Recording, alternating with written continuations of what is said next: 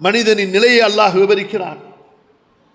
உண்மையான முஃமின், ஓரத்திலே வணங்கக்கூடிய முஃமின்,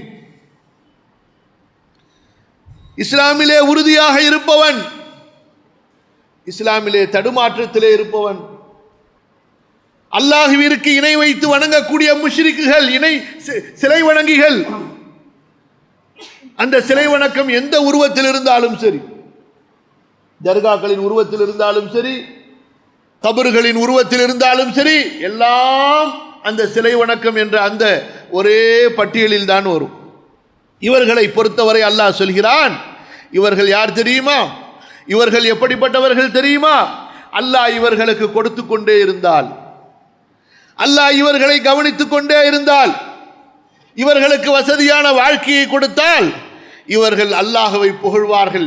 என் ரப்பு என்னை கண்ணியமாக வைத்திருக்கிறான், எனக்கு எந்த குறையும் இல்லை, இறைவன் அருளால் நான் நன்றாக இருக்கிறேன், சுகமாக இருக்கிறேன், எனக்கு எந்த பிரச்சனையும் இல்லை. இதில் வேற சொல்லிக் கொள்வாங்க, நான் தொழுகிறேன், நோன்பு வைக்கிறேன், நான் ரொம்ப நல்லா இருக்கேன்னு சொல்லி.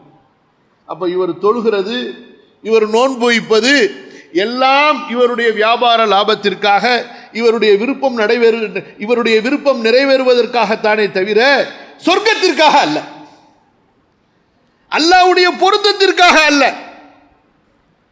அன்பானவர்களே, துன்யாவையும் அல்லாஹ்விடத்தில் தான் கேட்க வேண்டும், ஆகிரத்தையும் அல்லாஹ்விடத்தில் தான் கேட்க வேண்டும். இபாதத்துகள் இருக்கின்றனவே, இந்த இபாதத்துகள் மறுமைக்காகவா துன்யாவுக்காகவா? நாம் தொழக்கூடிய ஒவ்வொரு தொழுகையும், நாம் சொல்லக்கூடிய ஒவ்வொரு திக்ரும், நாம் ஓதக்கூடிய குர்ஆன், நாம் செய்யக்கூடிய தர்மம், இது ஜன்னத்திற்காகவா அல்லது இந்த துன்யாவிலே நமக்கு வசதி கிடைக்க வேண்டும் என்பதற்காகவா?